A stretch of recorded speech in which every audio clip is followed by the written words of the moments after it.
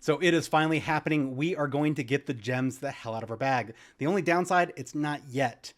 They released notes for season 2 today, and I wanted to go over and just show you the things you really need to know. This is not an intensive deep dive. I just want to show you some of the crazy things that are coming that really are going to affect the quality of life. So let's get at it.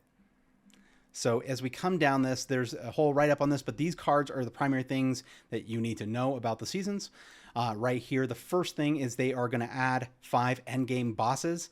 This can be an incredible thing to add to endgame to make it not feel so horrible.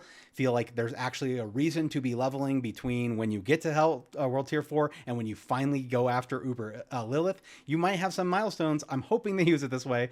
Milestones where you can target the bosses as you go. So this is kind of like a checkpoint as you go through, and there's some additional benefits for doing it. It might be a cool challenge, but making it reasonable as you are leveling instead of everybody has to be at a level 100 to make it worthwhile would be incredible. It's not necessarily saying that, but I'm hoping, because that's what the community has been asking for. Now, with that comes another really cool part, and that is better target farming of uniques and uber uniques, which if you've never played a game that does target farming, that basically the uniques you are looking for, there are certain bosses or monsters that are more likely to drop it. So instead of just like playing the complete gamble of anything, it could drop from anywhere, it could be in any chest, you actually get to go and target the boss that actually makes the most sense for what you're looking for. If you were playing a druid and you're still trying to get that Tempest Roar, some people weren't dropping until like 98, if beyond that, and other people were dropping it as soon as they entered World Tier 4, but that was very rare. It didn't drop much. So now another thing that I think is incredible, renown rewards. If you have done the rewards, what I'm reading here is beyond the Lilith and the map, you are going to get all of the stuff you've already unlocked. So you don't have to start a new character and go through all of the renown grind again.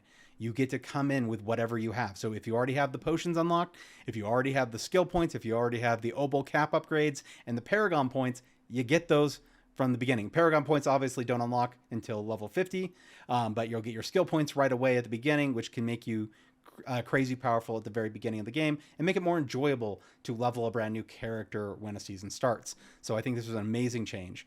Now, we also have some things that basically have been broken since the beginning that are just not quite working the way they planned and kind of left balance, like builds pretty much to 1 OP, 1 meta.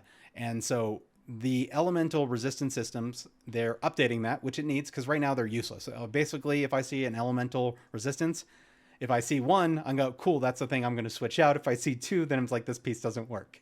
And so they've been completely useless. I hope that they build something that, if this is going to take up a slot, that could have given me like a better critical strike chance.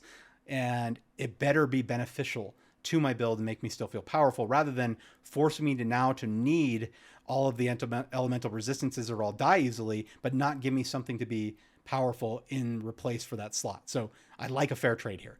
Now, this is where I'm a little concerned.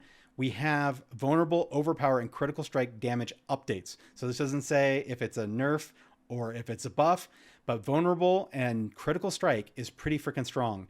Overpower is weak in comparison. It's very rare that you would actually start to hyper target that for a build. You can, I've seen it, but it starts to fall apart in endgame, especially if you're going to go after heavy nightmare levels or nightmare dungeon high levels like 100, or you're going to go after Uber Lilith. It just fell short versus vulnerable and critical strike as primary stats to go after. So if they do this right, hopefully critical strike and vulnerable don't get a major hit, but they just bring overpower back up to its place, so any of these can be viable options to kind of run down that path and find skills and abilities that target those. Now, here's the big one. I don't know why, but this is the one I'm most excited about. I am so tired of gems. Like, the fact that I know that this is coming, that they're going to get the gems the hell out of my bag, and I'm going to go play later, and it's not coming yet, drives me nuts. I know it's just gonna, like, the fact that I know it's gonna finally be fixed just makes it worse that I'm gonna go have to deal with half my bag or the entire top row being filled with just gems that I don't really think I need. I've been throwing more and more on the ground. I'm almost comfortable with throwing them all on the ground. I do advise that if you're having a major problem and you have all the gems you need, I've had hundreds and hundreds of gems and I can't trade them as currency. There's not really a thing. Hopefully they give us something to do with them. That would be amazing. And then this is going to be really cool. Stash can be searched and filtered. So you can actually search for what you're looking for. And if it's like Diablo 3, hopefully the search is better. But if it's like Diablo 3, then you will see it'll highlight the items that have the thing you're searching. I hope you can search for the powers as well, or the affixes or prefixes, and actually search for the abilities you want on those items. If you can do that, that'll be incredible. So this is going to be a major quality of life. The theme is something about vampires. I'm not too worried about that. They didn't really announce any of the mechanics yet. It's very early and just talking about the theme, and showed us some pretty pictures. As far as the video, you can go find that. It was a 2-minute video. But while we're waiting for all these amazing updates, you can also save some time by avoiding these common time traps that everybody is falling prey to, and it can save you hours in your Diablo 4 gameplay.